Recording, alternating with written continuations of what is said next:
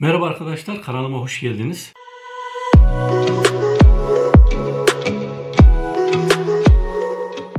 Arkadaşlar bu haftaki projemiz tezgah testereme freze makinesi monte edeceğim. Ve bu şekilde kombi bir makine olmuş olacak.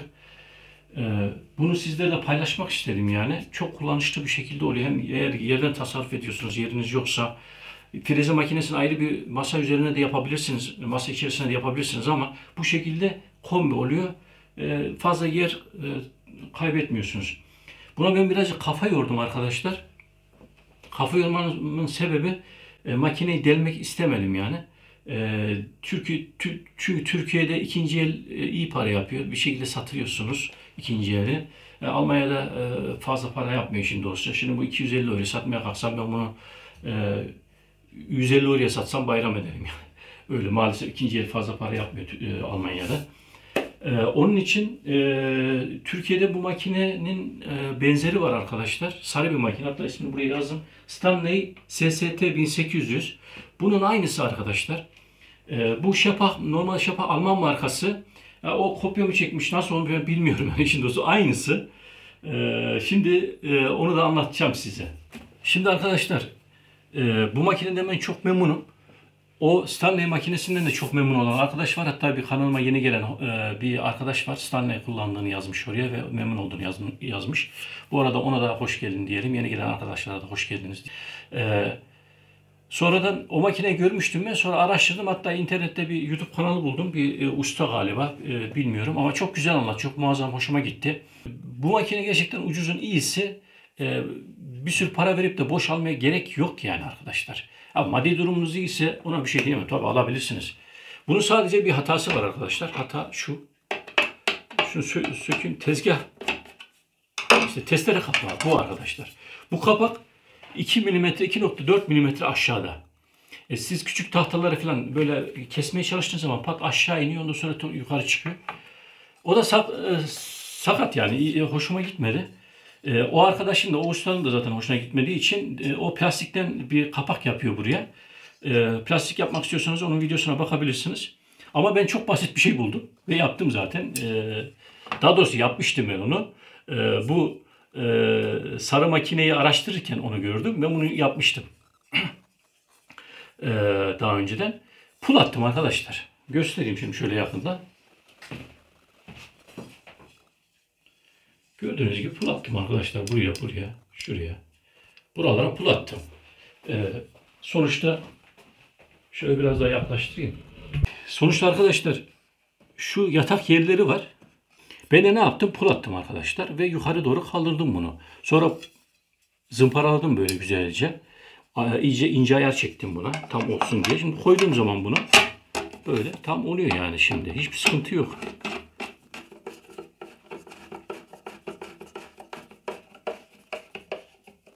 Gördüğünüz gibi oluyor yani. Baktığım zaman hiçbir sıkıntı yok. Şimdi olaya gelelim. Ben bunu buraya monte edeceğim arkadaşlar. Normalde dedim burayı delip tahta koyup buraya çıta koyup bunu da bunun üzerine koyayım diye düşünüyordum. Fakat Türkiye'de bunun uygun olmayacağını düşündüm ve ne yaptım? Başka bir fikir yaptım arkadaşlar. Şöyle bir sistem düşündüm. Şuradaki yerler var. Bunu şimdi yaparken aslında yani bir laf var ya, anlatma ama yap diye. 1000 kere konuşacağına bir kere yap da görsün. Yapayım şimdi, görün arkadaşlar. İlk olarak şu tahtayı buraya bir sabitleştirelim. Evet arkadaşlar. Uzun bir uğraştan sonra yaptım. Bu şekilde sabitleştirdim. Nasıl sabitleştirdiğimi göstereyim çünkü insan gerçekten bir anda bulamıyor nasıl yapacağını. Kolay olmuyor. Zamandan tasarruf edin diye göstereyim. Gördüğünüz gibi şuraya bakarsam, ben de şuradan şöyle yapayım. Şuraya şöyle bir tahta parçası attım ve mengeneyi bu şekilde şöyle su terazisi koyarak sıkıştırdım. Bu yukarıya böyle kalkabilir. Önemli değil. Önemli olan aşağıda durması ve buranın pürüzsüz bir şekilde düzgün olması gerekiyor. Şimdi bu şekilde bunu yaptım. Evet. Şimdi şu metal çubukları diyeyim. Buna bu şekilde vidalayacağım. Tabii ki vidalamadan önce delik açmam gerekiyor. Ya sanırım anladınız. Tabii ki şu T kanalı da kapatmamamız gerekiyor. Belki lazım olur orası çünkü bize. Dolayısıyla biraz daha kesmem gerekiyor. Evet, biraz daha kesmem gerekiyor. Ondan sonra arkadaşlar buraya 1, 2, 3 tane delik açacağım. Uzun vida açacağım içine. Ve bu şekilde içerisine monte edeceğim frezi makinesine. Yeterli olacağını düşünüyorum. Benim düzenek gerçi birazcık ağır bir düzenek ama ben öbür taraflara belki vida falan da atabilirim. Bunları sonradan size anlatacağım ama siz küçük frezi buraya yapabilirsiniz ve bu şekilde çok basit bir şekilde ne demek istediğimi daha iyi anlayacaksınız. Yapabilirsiniz. Şimdi ben şuradan bir ayar yapayım. Şurası plakanın bitiş noktası. Şurada artık tam keseceğim yer. Bir tanesini yaptığım zaman öbürsüne bunun kopyasını yapacağım zaten. Evet. Şimdi bunu alalım.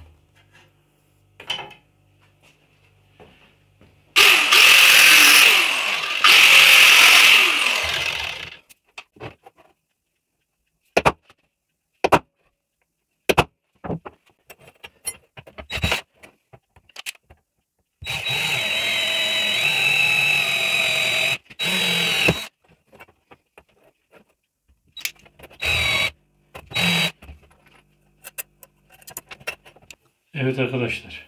Şu şekilde yataklar kestim. Yani yatak açtım. Daha doğrusu. Vida kafası içine otursun diye. Şimdi evet. Bunu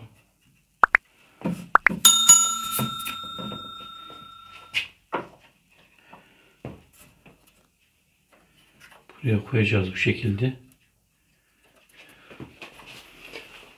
Vidalayacağız.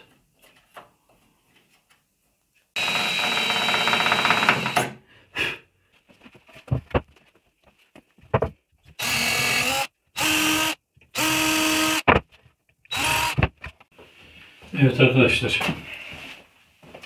Şimdi olması lazım.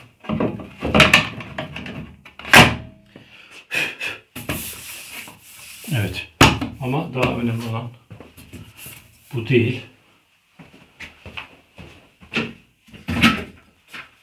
Paralel siperin çalışıp çalışmaması. Evet. Hiçbir sıkıntı yok. Aynen. Bu makinenin arkası.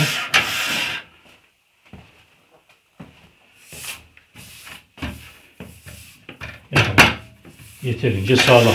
Yani dediğim gibi siz buraya küçük bir freze makinesi koyarsanız olur yani. Kesinlikle hiçbir sıkıntı da olmaz. Arkadaşlar diyorum ya bu işler aceleye gelmez diye. Yaptıktan sonra hafiften böyle bir problem buldum. Çünkü şu sağ taraf yani bu açma yeri, uzatma yeri, tabelanın uzatma yeri aşağıya doğru bir eğim var bunda. Yaptıktan sonra baktım ki bu tarafta bir problem var. Şimdi tamamıyla mengeneyle sıkıştırdım. Yani sağ ve solu bunda da ve dolayısıyla vidaları koyduğum söktüm ben.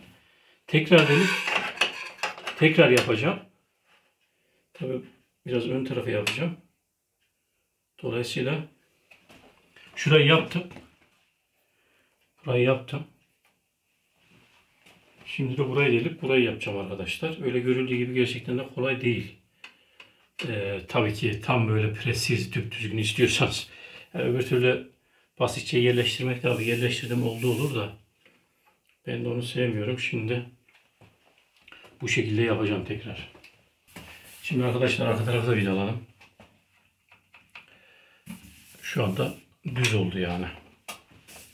Bu şekilde düz oldu. Şimdi bunları sökmeden şuraya iki tane, bir tane şuraya, bir tane şuraya ayak yapacağım. Bunu yapmak zorundayım. Çünkü bunları söktüğüm zaman tekrar aşağıya doğru bir eğilme yapacak bu. Onları istemiyorum. Onun için oraya bir ayak yapacağım. Yaptıktan sonra size nasıl yaptığımı göstereceğim. Yaparken değil çünkü o zaman video çok uzuyor. Onun için görüşmek üzere. Şimdi arkadaşlar şöyle bir şey düşündüm. Alüminyum borular vardı böyle. İnce borular. Şu şekilde tahta kestim. Birisi boşta. Şimdi bunları yapıştıracağım. İki komponent böyle yapıştırıcıyla. Şunu yapıştırdım. Yani böyle birazcık kaymış şimdi bu. Şurası şöyle boşluk. Sonradan vida ayarlayıp vidalayacağım onu. Onu nasıl yapacağımı göstereceğim. Şöyle göstereyim arkadaşlar ne yaptığımı. Dediğim gibi yukarıya yapıştırdım. Ve aşağıya. Tabi bunlar oynuyor. Boşluk var. Şöyle şuradan bakarsanız. Boşluk var. Bu boşluğu da nasıl halledeceğim? Şuraya ve ön tarafa delik açacağım. Vidalayacağım onu. Kaldırıp ayarlayıp vidalayacağım. Böyle sabit olacak yani ondan sonra. Şimdi gene zurdanın zurt dediği yere gelelim. Bunu böyle yukarı kaldıracağım. Kaldırabildiğim kadar. Bunları vidaladım gördüğünüz gibi. Aşağıya bunlar sağlam. Şimdi yukarıya kaldırabildiğim kadar kaldırıp buradan deleceğim.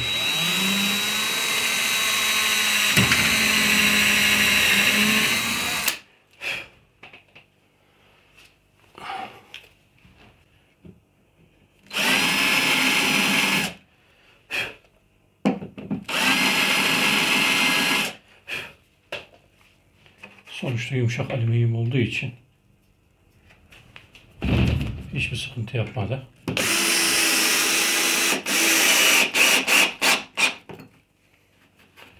Evet. Hiçbir boşluk yok. Şimdi şu tarafı yapayım. Öbür tarafa.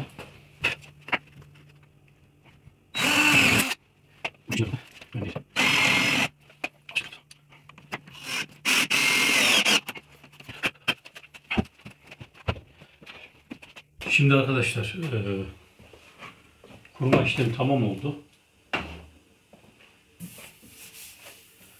Sökebiliriz diye düşünüyorum. Yani.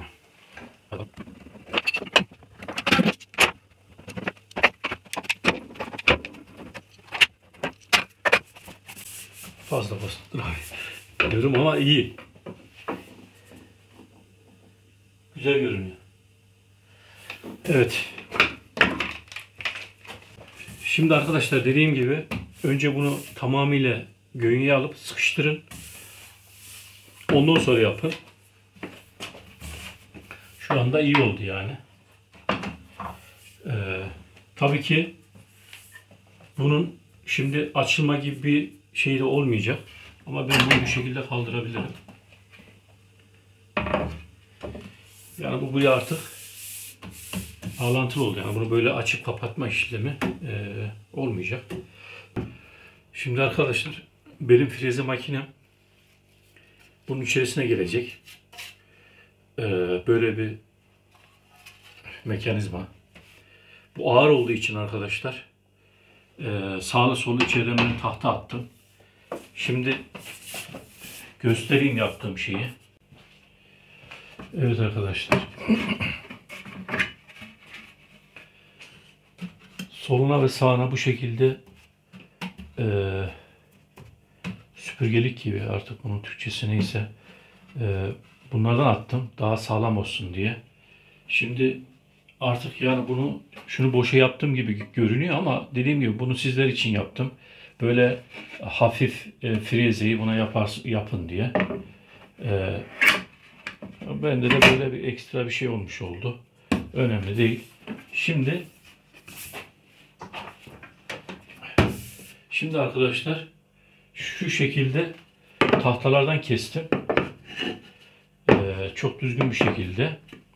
Gene bu multiplex dediğim mekanizmalarda kullanılan genelde sağlam tahtalardan.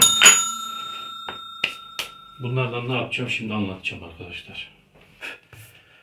Bunun ortasını bulduktan sonra bunu şu şekilde, hatta şöyle çevireyim. Şu şekilde buraya monte edeceğim arkadaşlar. Ve dolayısıyla bunu etrafına böyle kalıp gibi böyle çekeceğim yani. Şu şekilde. Bu şekilde bunu yapıyorum. Yalnız aralarına ince kağıt koyacağım ki sonradan mekanizma içerisine, düzene içerisine yerleştirdiğim zaman sıkışmasın diye.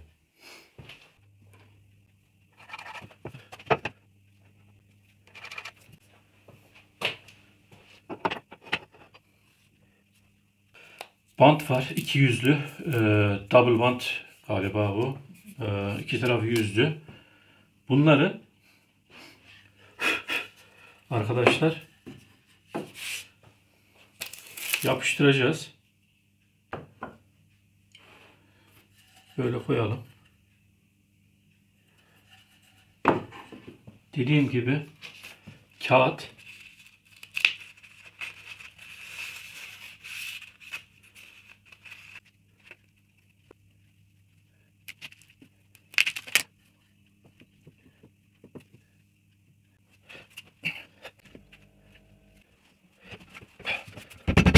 evet arkadaşlar içinden bunu şimdi çıkarttım. Bunun şu köşesinin yuvarlaklığının radyosu 8 milimetre. Radyosu ne oluyordu? Radyos dairenin yarıçapının yarısı. Dolayısıyla 8 ise 16 milimetrelik bir uç lazım.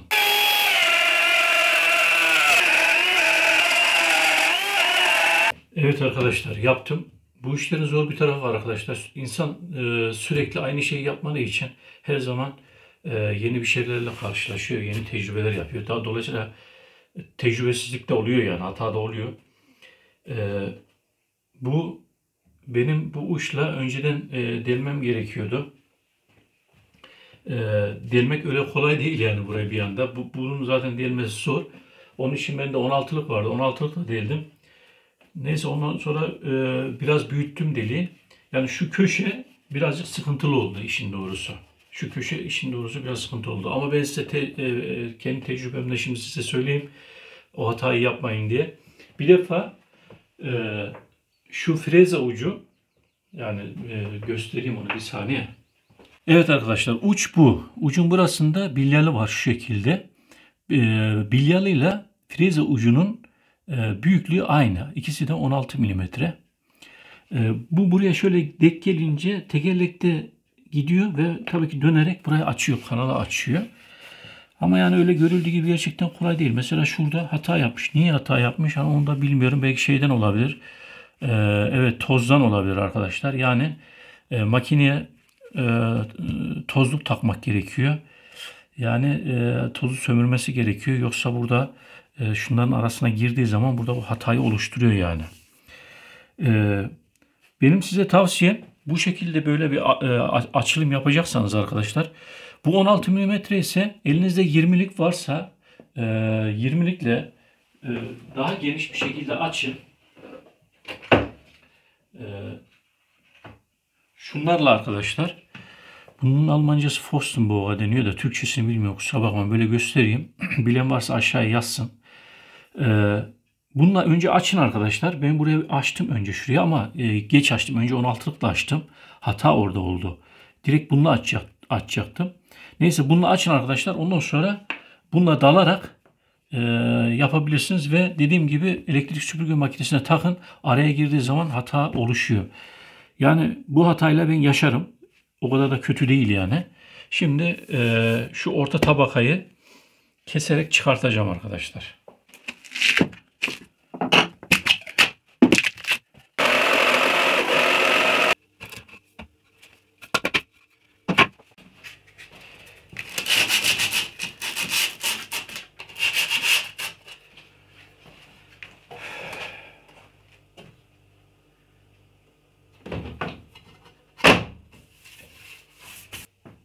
Evet arkadaşlar.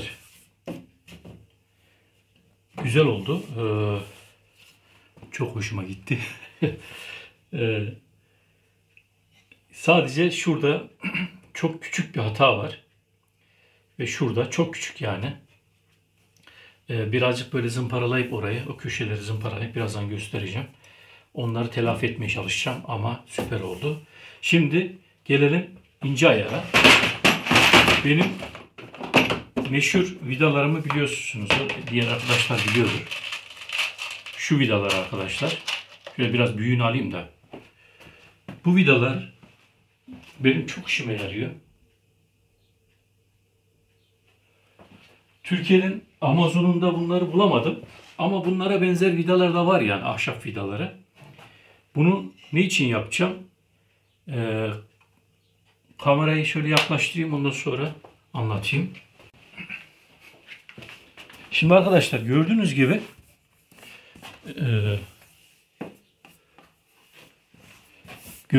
oradan herhalde şu küçük hatalar belki görünmüyor. Hata aslında yani görünecek bir şey de değil.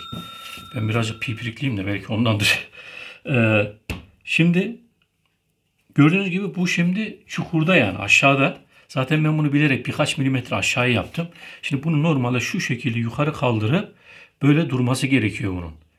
Bu nasıl olacak arkadaşlar? Tabii ki alttan vida yaparak. Bunu şimdi çıkartayım şöyle.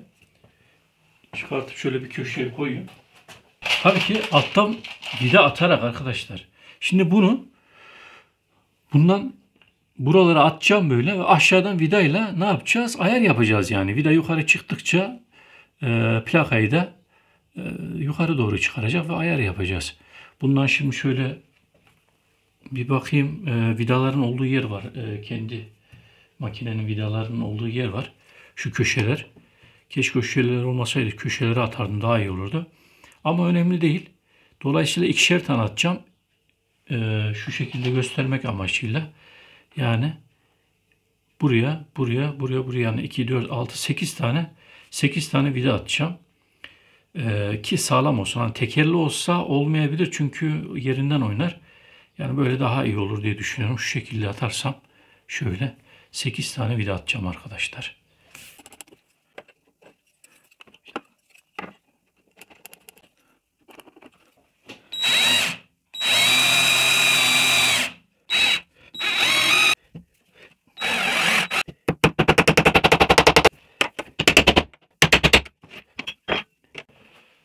Evet arkadaşlar vidalar taktım.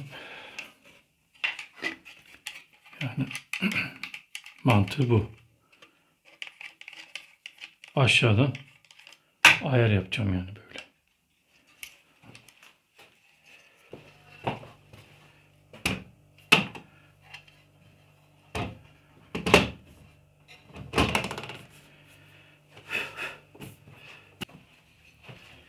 Evet arkadaşlar ayar çektim.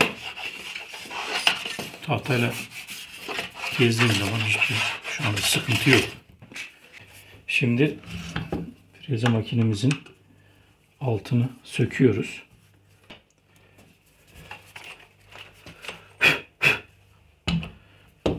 Normalde arkadaşlar siz bunu direktmen tezgah içerisine böyle vidalayabilirsiniz yani. Yani onun için diyorum oba freze yani freze makineniz küçük freze makineniz olursa altını söküp tahtaya böyle yapabilirsiniz yukarıdan delik açarak yani yapabilirsiniz yani.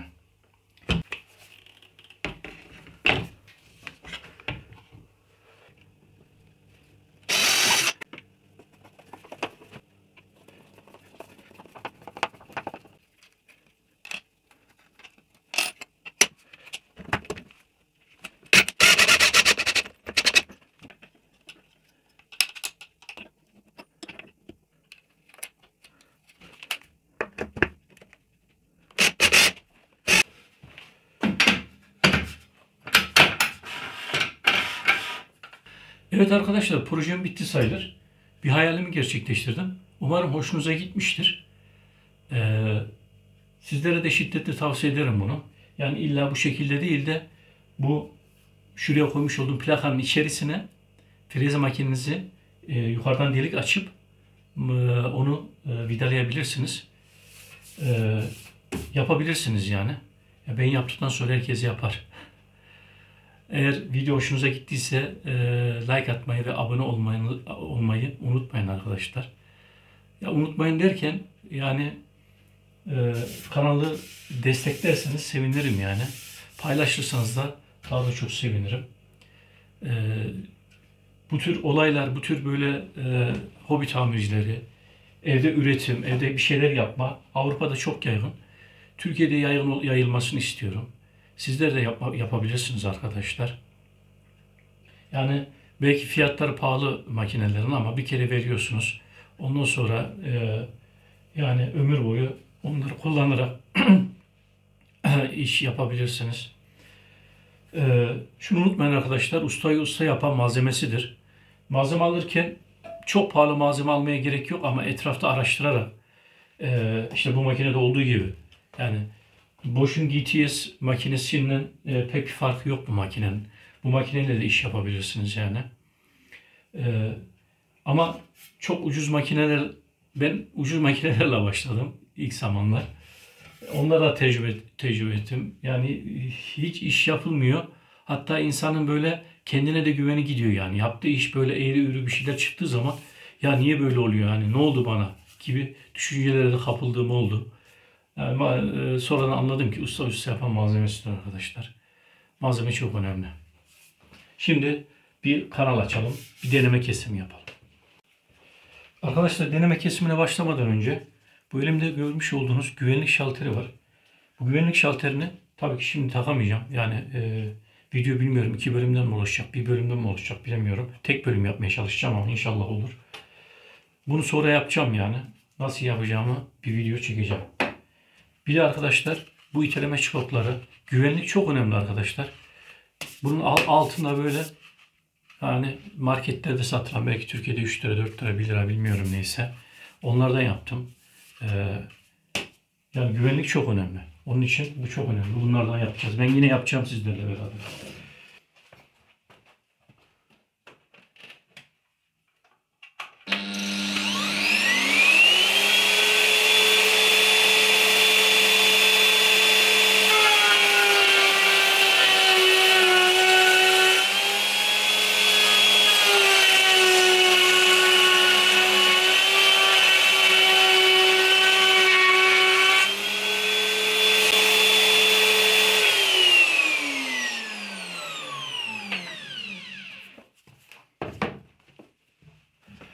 Evet arkadaşlar kanalı açtım. Şu şekilde. Yani güzel oldu. Sadece gördüğünüz gibi aşırı derecede toz var. O toz meselesini halletmem gerekiyor. Yukarıya böyle bir mekanizma, böyle bir düzenlik yapacağım. Süpürge makinesiyle çekmesi için. Umarım hoşunuza gitmiştir arkadaşlar. Bir dahaki sefere, bir dahaki videomda görüşmek üzere. Hoşça kalın arkadaşlar.